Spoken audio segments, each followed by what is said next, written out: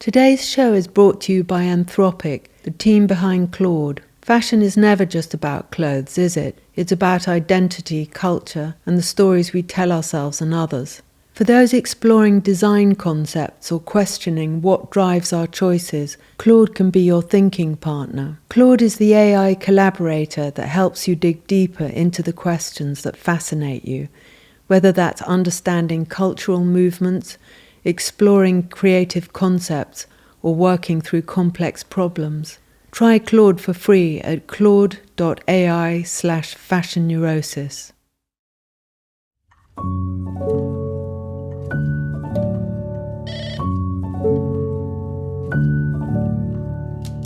Hi, come in.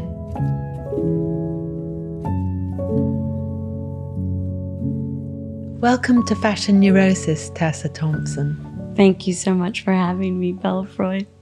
Can you tell me what you're wearing today and why you chose these particular clothes? Yes. I'm wearing this Yves Saint Laurent skirt suit, that I found at a vintage store recently in New York City.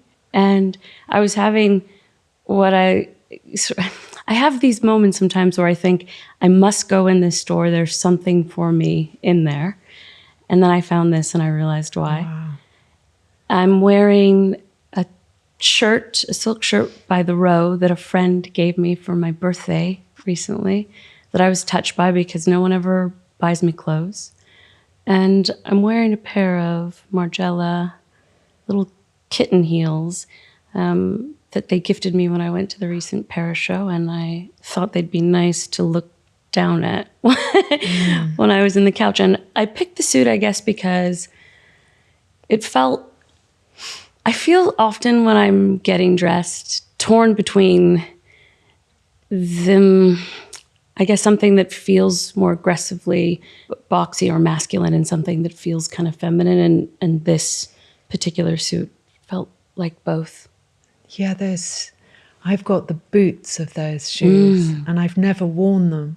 I bought them at the beginning of the hot summer and then was waiting, and then I've tried them on a couple of times, but I don't care if I never wear them. They're the most beautiful things. Aren't they gorgeous? They're I realized great. that the straps to these shoes, they have a little ankle strap. Yeah. And they're in my purse, but I kind of think they're nice with or without wonderful. them. Yeah. And the tight is very good. I knew you'd be wearing them. A great look, and you are. And the suit is incredible. Can I ask, do you typically imagine what you think the guest is going to wear? Do you try to make guesses?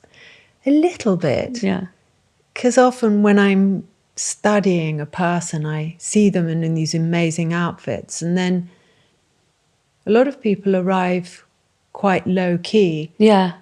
But I didn't think you would. I was torn between that. My other option was way more low-key, but I thought I'd like to dress up for you. No, I appreciate it. Also, I've sort of wanted to wear a suit. I've never worn one of yours, which I'm excited to one day, but I thought I'd like to wear something that felt like an homage to you. Oh, thank you. Well, I'm definitely revering the whole What did you think I might be wearing? Well, you're really experimental and daring in the way you put things together, so I knew I'd be quite awestruck by whatever you had on. And this is really exquisite. It's definitely having an effect on my heart. What would you call this thing that I have? I know. It's sort of a mini skirt with a train, or because it's more than a step. It's really great, I must say. It's Thanks like a so kind much. of, how you would, it has that sort of masculine swagger, and it's very feminine. Yeah, when I bought it, I thought, I have no idea where I'll wear this. And it was before I knew I would come here. And then I thought, well, this is the perfect place. Great. You're an acclaimed actor in both independent films and major blockbusters like Creed and the Marvel franchise, and you have an ability to stop pulses with this look that you have that draws people in, and it seems so natural. And I wonder, have you ever been self-conscious? Oh, yeah. Yeah. Hugely, I think. Well, my father is a big cinephile, so I grew up watching films with him, but he also, because he liked film so much, he also liked to capture images. And he would often use me as his subject. He would test light and try tricks on his camera with the Super 8 or with tape or then digital. And he would use me. So my sort of early experiences being in front of a camera was with my dad. And then I didn't feel self-conscious at all. I felt very, very free. In the same way that I imagine you being painted by your father, right? There's this kind of comfortability, I suppose. But then I remember when I first started acting in television, it sort of, and in film, it took me a minute to really develop that sort of intimate relationship with the camera. And I realized that it so much of it had to do with who's behind the lens, you know, and really allowing yourself to be seen by them. And because my earliest experiences were with someone that I felt, you know, so free being seen by, I never had to sort of do that work. And then when I started to work professionally, I realized that there's definitely work to be done. But you had something to draw on because of that experience with him, because he's the musician Marc Antony Thompson, and he has amazing style and develops some incredible looks, and part of the collective musicians, I don't know quite how to describe it, the Chocolate Genius. Yeah, Chocolate Genius Incorporated. Yeah. And was fashion a thing in your household? Yeah, hugely. But it wasn't even something that, not just my father, because he, as you said, he has such a extraordinary sense of style and always did. And then my mom too. And I would hear stories about my mom when they first met and these sort of wild looks that my mom would be in. She had a real daring sense of fashion. She worked very briefly as a model, and she loved color and then she also, you know, learned how to sew and sort of could whip things up and make things. So I always was very acutely aware that fashion, or first of all, we all wear we have to wear clothes, but that there's this extraordinary ability to express self with clothing. And also, neither of my parents dressed me. They always let me dress myself from a very young age. Really? Yeah. So and I could pick things from their closets. Wow. So there's early photographs of me in like one of my dad's oversized t-shirts and then a belt that I would cinch at the waist, and that became a dress. Or later I would borrow all this vintage jewelry from my mother. So I was sort of, just aware that clothes were a way to express oneself. And it was only really when I went to school and then sometimes would be teased for the things that I would be wearing that I realized that what you could put on could also, it could invite people in, but it could also offend or confuse people as well. But my parents, whenever I got dressed at home, they never made me feel like anything I wanted to wear was wrong or out of place. So I always felt a tremendous amount of freedom getting dressed. Yeah, because I watched some of your Vogue getting ready dressing videos and was really struck by how you put things together, and it's so inventive. And do you remember the first piece of clothing that you became obsessed with as a child? Yes. My dad had been on tour, I think, in Paris, and he brought back a pair of green suspenders for me from a boy, and a suit that had a little vest. And it was some sort of like light tweed. It was a little boy suit. And those two things I just was so obsessed with. Because the idea of Paris felt so glamorous. I didn't know its connection to fashion necessarily. I just thought, wow, something from Paris, that is so cool. And then also I quite liked that it was boys' clothes. Yeah. Because then it felt sort of like a costume or a disguise.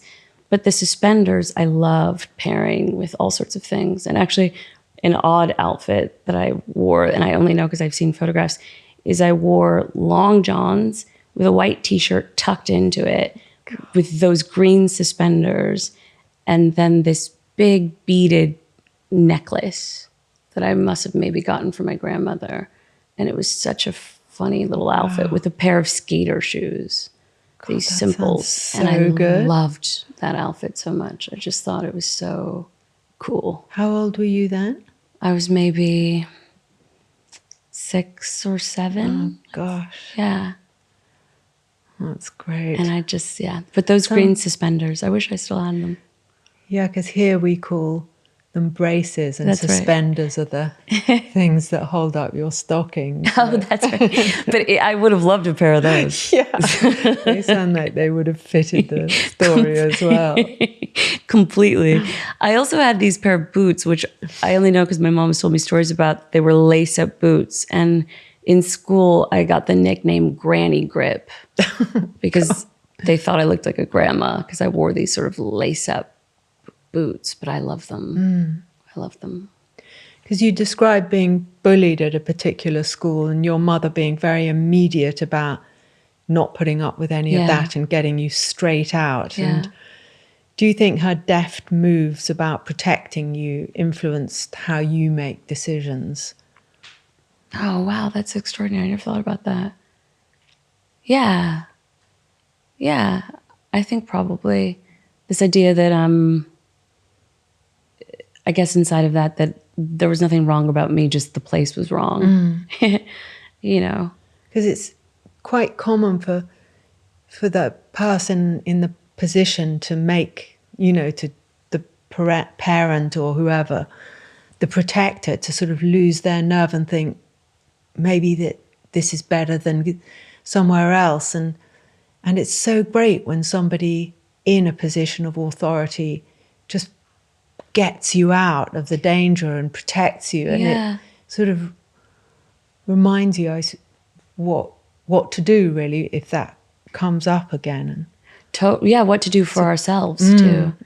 I think she recognized in me that I probably needed to be inside of a school that cultivated the, what I think all children have, which is a sense of they're still finding their individual selves, but unsocialized. Kids wear extraordinary things, say extraordinary things. And this particular school was very rigid and also very big. And I think she recognized that I maybe needed a bit of a smaller space and needed to be in an environment that sort of nurtured and cultivated my individuality as opposed to suppressed it. And I'm grateful to her. God, it's so wonderful to have a mother like that. It's a rare thing. Because at college, was it at college or at school you formed a racial harmony group? In my high school, yeah. How did that work, and what was your objective with that?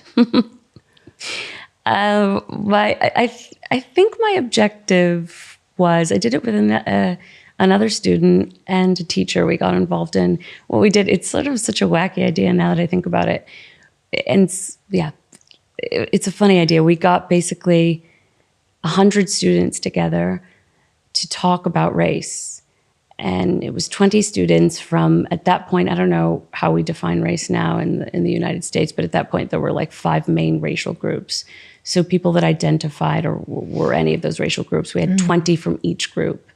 And you came together and you spoke sometimes to your own race group about perceptions about yourselves relative to race. And then you spoke about perceptions about the other groups relative to race. And you put your ideas, different stereotypes, ideas that you either hold yourself or ones that you've been told.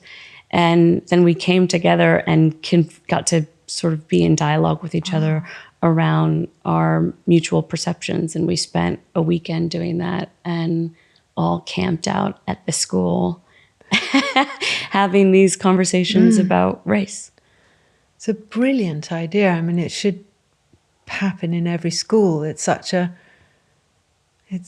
genius to make it normal to ask questions and get answers and find out about. I mean, it's so obvious, but people are clunkily awkward about how to get somewhere, or just dim-witted about what's obvious. Totally, and also scared to say the wrong thing. And so there was something about writing these perceptions on these boards in secret in these groups where you feel safe, basically, to talk about some of these perceptions. And then you have a kind of, privacy around speaking about some of those things. And then you come into conversation with others and really talk it through.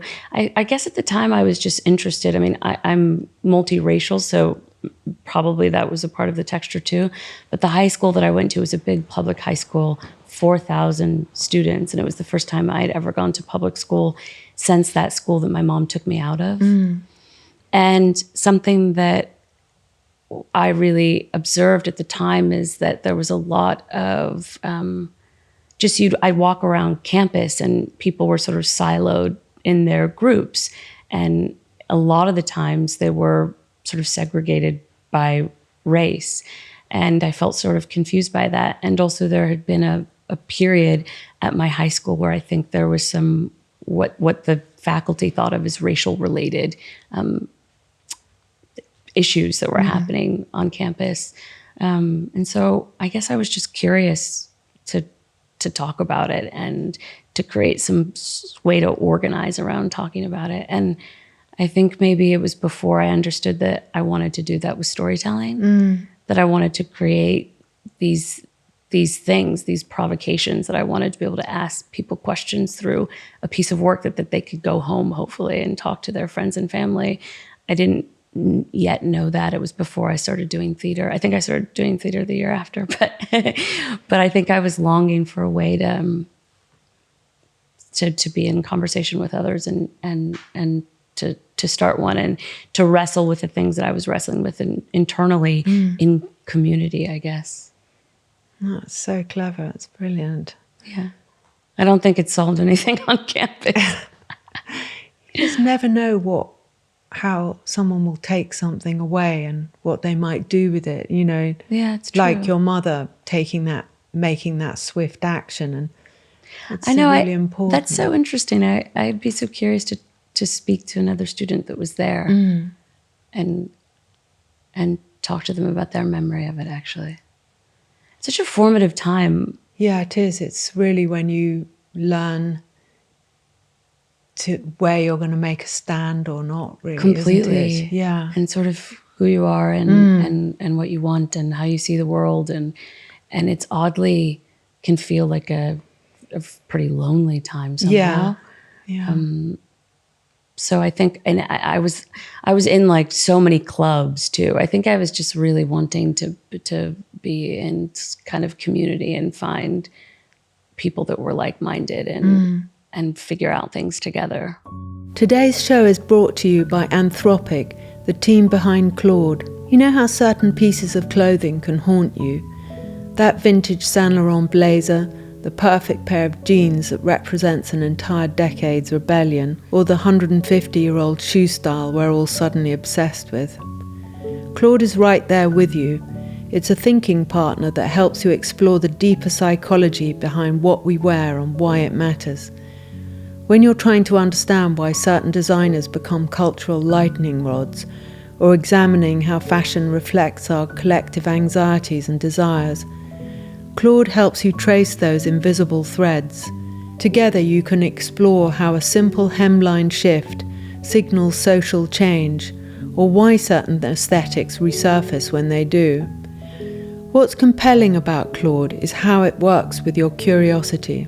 Whether you're analysing the cultural influences of a particular era, exploring the business behind the beauty, or working through your own relationship with style, it becomes a collaborator in understanding fashion as language, as history, as neurosis. Try Claude for free at claude.ai/fashion neurosis and see why the world's best problem solvers choose Claude as their thinking partner. Because you talked about wanting to play roles normally performed by men, and I wondered who you'd like to play. Oh, that's a good question. I played Juliet once when I was 18, and I remember at the time I thought, oh, I'd really like to give Romeo a go. Yeah. It's such a good idea. It's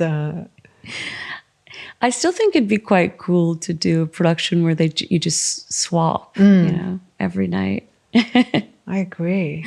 It would make it much more. It's always so boring, Romeo and Juliet. I know. And you featured in one of my all-time favorite music video, the Pynk by Janelle Monae. Yes. I watched that about 1,000 times. And you were clearly the favorite girl in the group, and I wondered, how do you deal with being the favorite? Oh gosh, I don't know that's something I'm often struck with having to be. That was such a fun thing to make because there was so much spontaneity. Janelle and her team had told me this idea of this a motion picture that they wanted to make. But when I got there, I didn't really know much. And those extraordinary pants that I'm kind of birthed out of, there was so much of that was just sort of improvisation and just reacting in real time to the clothes, really, and to how kind of dazzling they were. And I've always had an interesting relationship with color. And especially colors like pink or red, these colors that are sort of, I don't know, have this kind of particular connotation or something. So I also really loved this idea of this song, this Pynk. There's something kind of lush and sensual and also private about that color. And I think I always really enjoy, it's one of the things I love about what I do, is that it gives me the opportunity to wear things or to move in ways that I don't necessarily. And it sort of nudges me in that direction. So especially having the opportunity to wear color, because it's not always the thing that I'm inclined towards. But especially while making that, I realized I actually really love the color pink.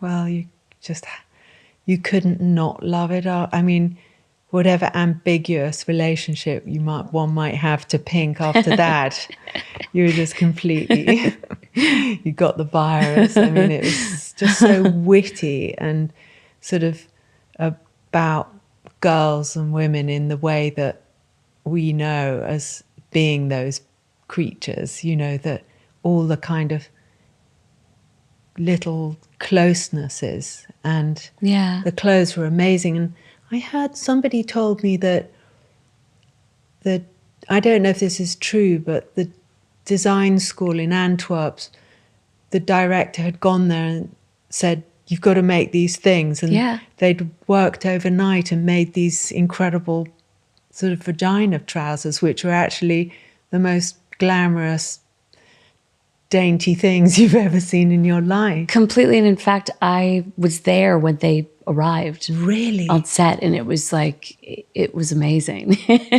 It was extraordinary to watch because I didn't know that they were coming. And then they arrived and there was just this excitement from everybody that these special pants had arrived. And then when they unboxed them, I was like, wow. They're worth the wait, these things. Complete works of genius. Yeah, they really were.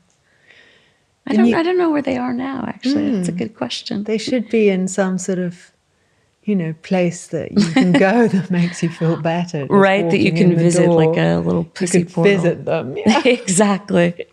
Because you've said you're attracted to men and also to women, and I wonder, does your romantic style of engagement change depending on which gender you're with?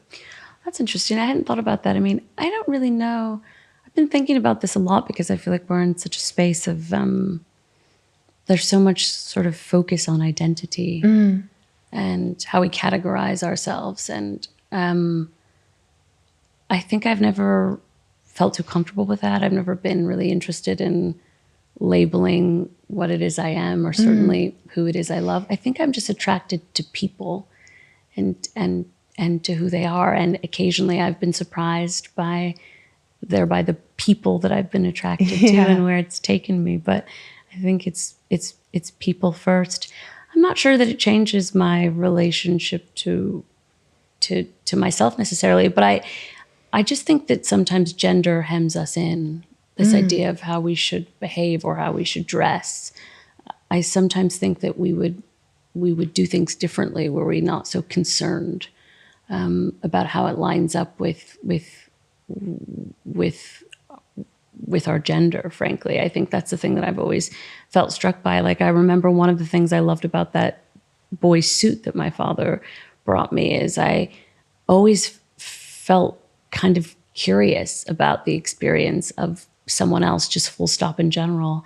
I remember one time going to a park and tucking all of my hair into a baseball cap. It's actually very Shakespearean, and sort of dressing like a boy and going into the park just to see what it felt like to be in this park as a boy and to interact with girls as a boy. And I don't think that I didn't feel like a girl then. I very much did, and I think that felt, very comfortable. But I think I just felt curious about what it must, feel like to move through space as a boy. Yeah. And I do think clothes have an incredible ability to literally make us move through space differently. And I just have a rather large appetite for feeling all sorts of ways. And I sort of feel like I use clothes to inch me there, I totally agree. There's something about your father giving you the boy suit, which is aligning you with him, almost like a father and son, and having that kind of fun together by him doing that. And, it's true. I still love taking things from my dad. I love occasionally borrowing his jackets or vest, or my little sister Jayla and I love to take his old, like, vintage torn up t-shirts. Yeah, I think that feeling of connection. Did your father ever give you something, an article of clothing? Yeah, well, when I used to sit for him, sometimes I'd wear one of his shirts. Yeah.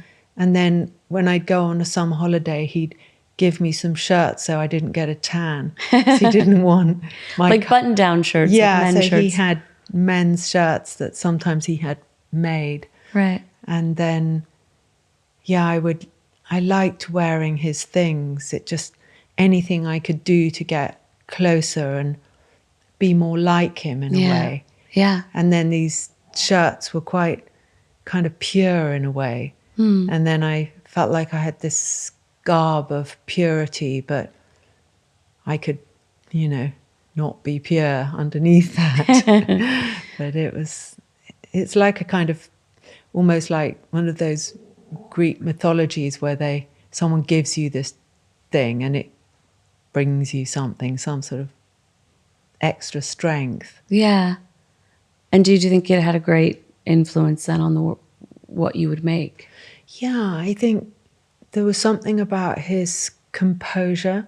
Like, because when he was painting, he would wear he would wear these chef's trousers and a shirt that had somehow got paint on. So, and sometimes towards the end of his life, he had this hideous jumper, this V-neck, this kind of weird barley-coloured thing. And then there was an enormous hole in the arm, so he just cut the arms off. And he just kept wearing this jumper, and he'd sort of stomp around the studio. But that was one of the only times he's ever worn anything I've thought, oh, I wish he wouldn't wear that. And did he ever wear something that you really coveted, that you were like, I want that thing? he used to have these kind of cashmere vests from Huntsman, which was a Savile Row tailor, with a little white collar, grandpa, those stands. Yeah. So he looked like someone from the turn of like 1900 or something, but they were really soft, and I really wanted one. He never gave me one of those. He never gave you one. I remember going into a closet, which was my dad's old room in my grandparents' house, which now my family lived there. So it's been in the house for ages. And I found this one platform shoe from my dad from the 70s, which is a purple, sort of kind of a magenta purpley with a buckle, and I just found the one. And I remember for years and years, I was really trying to find the other. And then he also had a pair of purple velvet pants that I held on to forever. And then finally they fit me. Gosh. But I just used to think about him during that time, because he would wear lots of color and wore platforms. He was the coolest. When I looked him up, I was just astonished by how beautiful he was and still is, and just the way he wears things is really inspiring. I often get more inspired by a man's style because I feel I can do something with it. It will suit me more than a feminine thing, which I tend to look less feminine in. Yeah, I think I kind of have the same thing, although I loved big like frilly dresses when I was little. Like I just had a couple of those that I really, really loved. But as a family, we would go sort of as a matter of necessity. Sometimes we shopped at a lot of thrift stores, and now my family we all love to shop at thrift stores, but really got me into vintage clothes. Yeah, yeah. And I went through a period, I sang in this choir in Los Angeles, and the dress code was you had to wear a floor length vintage gown. And so I went through just a period where I just had so many, because I would just love to collect them. And I just love the sensation of sort of swaying and singing in them. But I agree with you, like they felt like aggressively feminine. I can only do it in that context, but otherwise they just never felt like they, sit on me right. It's so great to have to wear a floor-length gown. Then you just drop all your reservations and go the full... Completely. Yeah. Completely.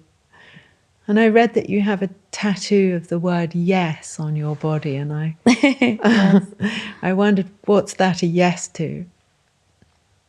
Kind of everything. I also have a no. Oh, really? Which I got years later. I think it's up here somewhere, tiny little no. Yeah. Or on, I guess, depending on how you're looking at it. That's good. Yeah. I never bothered to look this story up to make sure that it was true, because I didn't want it to not be true. But I remember hearing the way that John Lennon met Yoko Ono as he went to a group show. And in it, she had a piece. I forget what the piece is called, but it's just a white ladder that is stood in the middle of the room. And if you walk up the ladder, there's a magnifying glass attached to the ceiling. And if you find the right spot, there's a tiny little yes. And when he got off the ladder, he asked whose piece it was. And it was a group show. So they said that piece is Yoko Ono's, and that's how they met. And I always thought it was such a romantic story. It's fantastic. What a way to meet somebody. So good. It's very Alice in Wonderland. Right? Yeah. This idea that you just, if you follow it, you'll find something. And I just love that story so much. And I told the story to a friend of mine, and she already knew it. It was a story that she loved too. And so we decided on a whim that we should go out and get these tattoos together. I like that. And she had 19 vintage typewriters, and she happened to have one typewriter that did cursive writing. And so she typed a tiny little yes, just like the one that would have been on the ceiling. And then we went in and we used that as the model for this tattoo. Oh, that's so lovely. That's great. It's good to have a yes, I think so, yeah. I like the idea of it being more for other people now, I started getting tattoos because my skin kind of scars so easily. Like life would give me these tiny little tattoos, and I thought I should just Oh, that's great. kind of tattoo myself now. Because the little scars I would have, I wouldn't even know what they're from. And I was like, if I'm going to, be marked, I might as well mark myself with things that make me remember something I desperately don't want to forget. And if you're feeling low, are there certain clothes that make you feel better?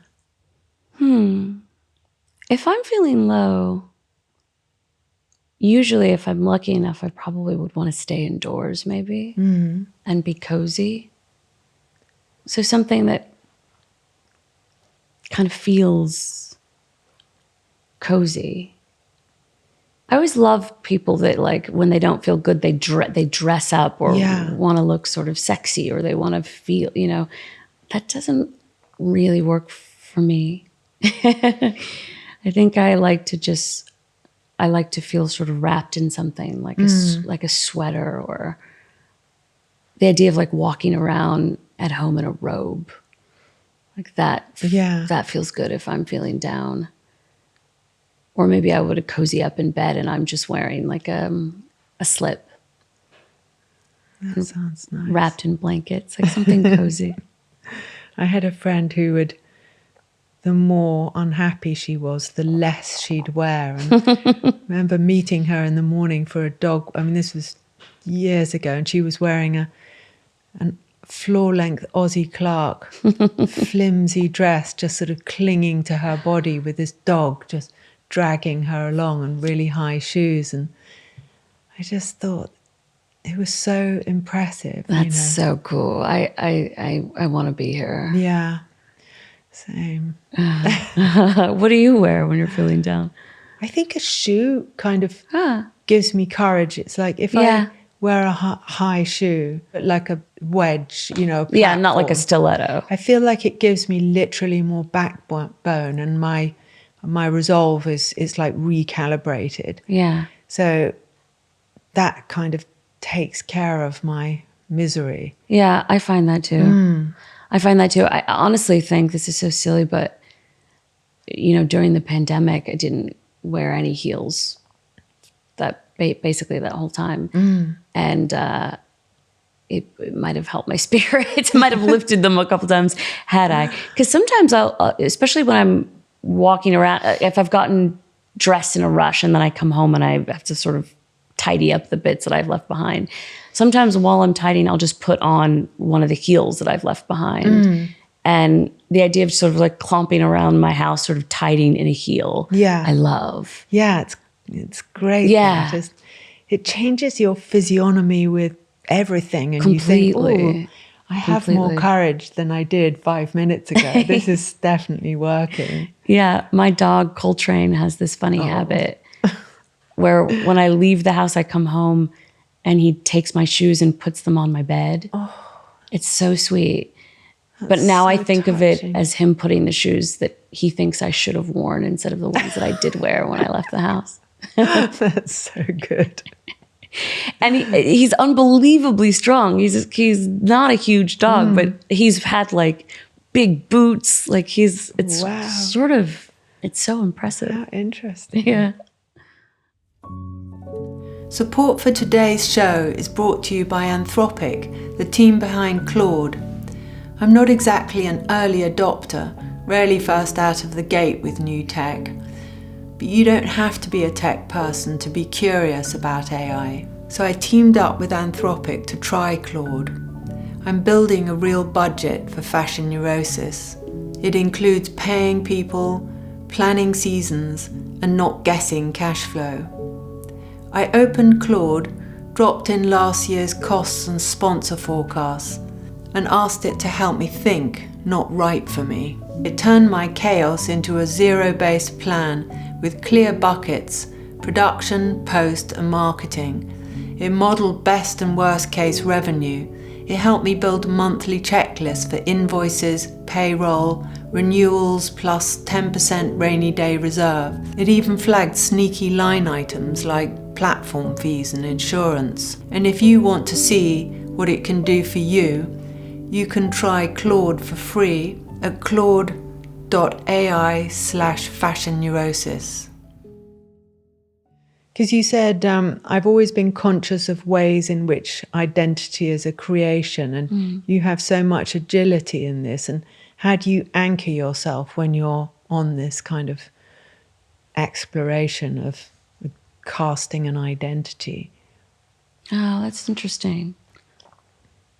I think maybe because sort of my early folks that I was interested in, like Prince or Bowie, all these extraordinary people that just really play with identity, or Grace Jones, or they sort of felt like partially constructions, but also they constructed the thing that is most true. Yeah. In a way. That's such a good point, actually. Yeah. Finding your identity by exploring some other kind of visible. Yeah, I think to make sort of visible fundamentally your values and your philosophy. Yeah. I think maybe what grounds, I don't know, it's interesting. I think I used to think of, particularly in relation, I mean, when I'm working so often, there's this idea of sort of costume, the things that you put on that indicate character. And I feel like sometimes so much of the, a big part of the work of character is done with costume. But I don't think of it that way so much anymore personally. I think I used to see, like, when I'd get ready for a red carpet, I used to think of this idea as sort of fashion as armor. And I don't know if that idea, at least for me personally, feels kind of antiquated now in a way. I think I'm more interested with being, not having any armor, actually. Like having less of a boundary between myself and everybody else, I think that's the way that I think about it now, and I find that a lot more grounding, actually.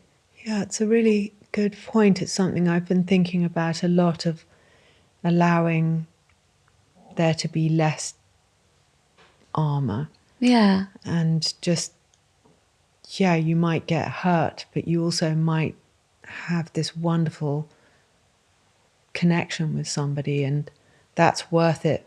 Getting hurt is worth it for that. Completely. And because I also feel like armor implies that you're going into something that is violent, or you sort of need protection. And I really understand why people might feel that way, particularly about like a fashion space or a red carpet. I suppose it can feel that way, but I think I'm just more interested in tenderness. Yeah. Than I used to be, and I find that really grounding. Yeah, it is. It's much more. It's like a million roots instead of one kind of spike that goes down in the earth. To hold you up. Yeah. And if you fancy someone and don't like what they're wearing, does it kill your attraction? It doesn't kill my attraction. It complicates it. And it makes it more curious suddenly. I'm sort of like, what a funny thing. It makes me question, I suppose, the nature of my attraction in a new way. But I find it kind of charming. There are some things I really, really dislike. Like, kind of full stop. Like when men wear pants that are too tight. Especially around the calves and ankles. Oh, God, yes. That's really challenging for me. Yes. But clothes are things that we take off. And I also find when you're attracted to somebody and you're in relationship, I don't know if you've had this or you feel this, that there's sort of like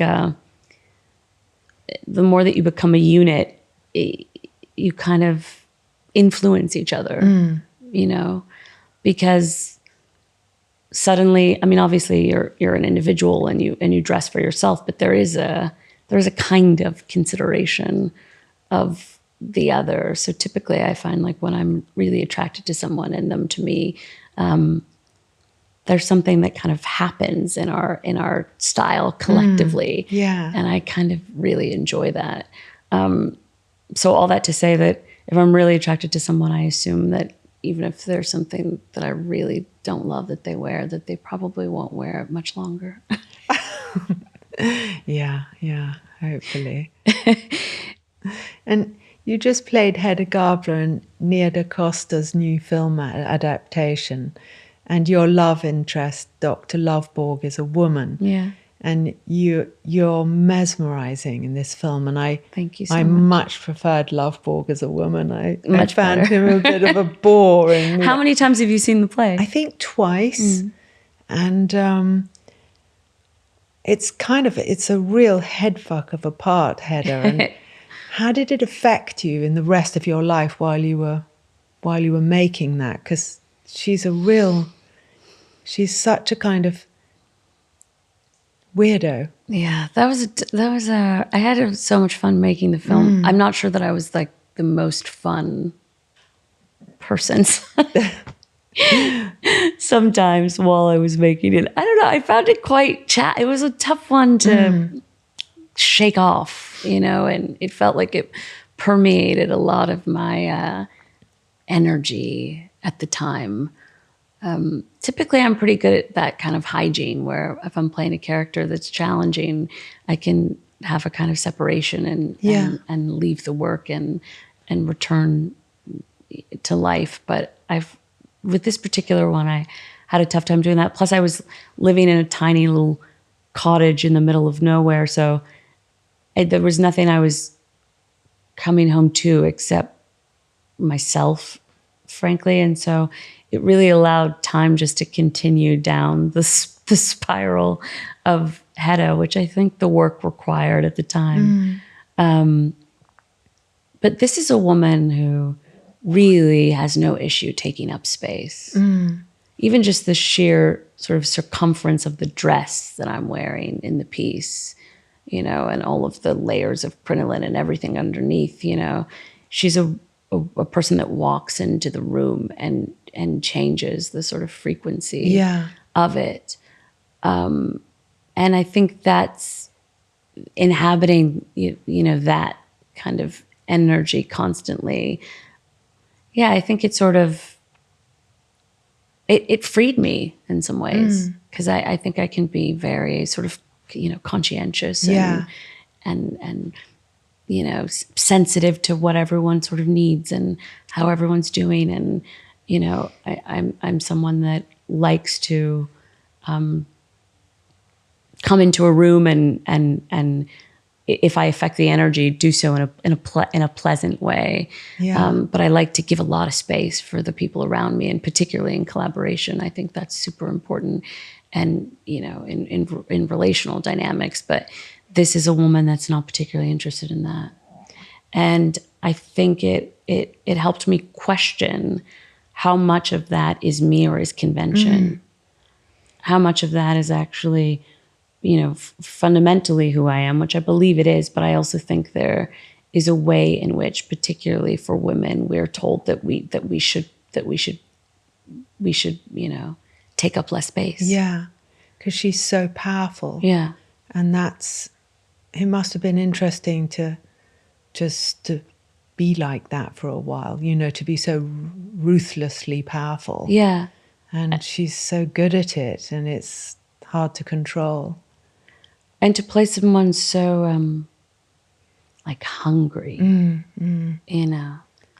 we're sort of told, that feelings like jealousy or envy are kind of unsavory. And I think actually they point us in the direction of things that we want. Yeah, and that's really good point, actually. Yeah.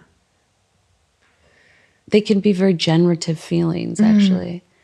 Not that we should act out of them, No, but I suppose if they're constantly, shamed, then it's really hard to handle the feelings that you do have around jealousy and kind of wanting to be noticed and stuff like that. Totally. And that it's impossible to really understand what those feelings are telling you. Yeah. If you're too ashamed to admit that you have them. Yeah. You know? Do you have a superhero? I don't mean in a Marvel comic, but...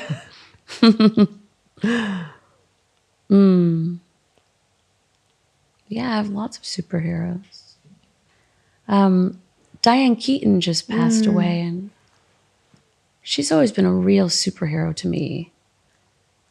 I just remember seeing her for the first time on film when I was a child, and she really had such a childlike playfulness about her that really appealed to me as a kid.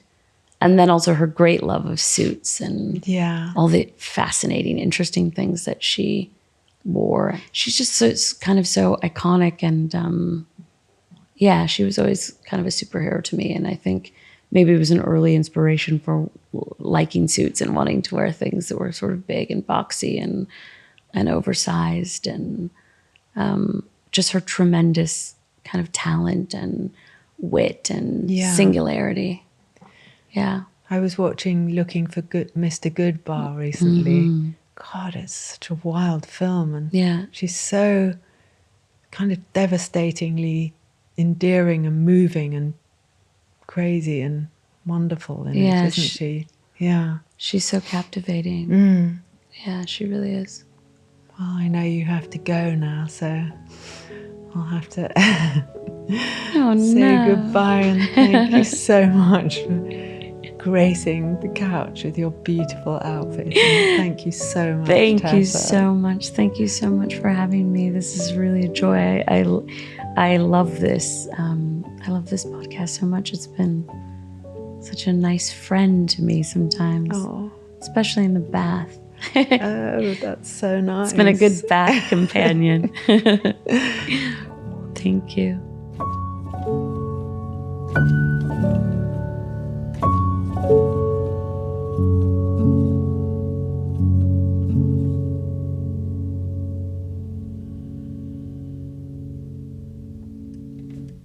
Today's show is brought to you by Anthropic, the team behind Claude. Every conversation we have reveals something unexpected about fashion, identity and culture. If today's discussion left you with questions you can't shake about someone's fashion influence, a cultural moment, or why certain pieces feel so charged with meaning, Claude can be that thinking partner who helps you follow those threads wherever they lead.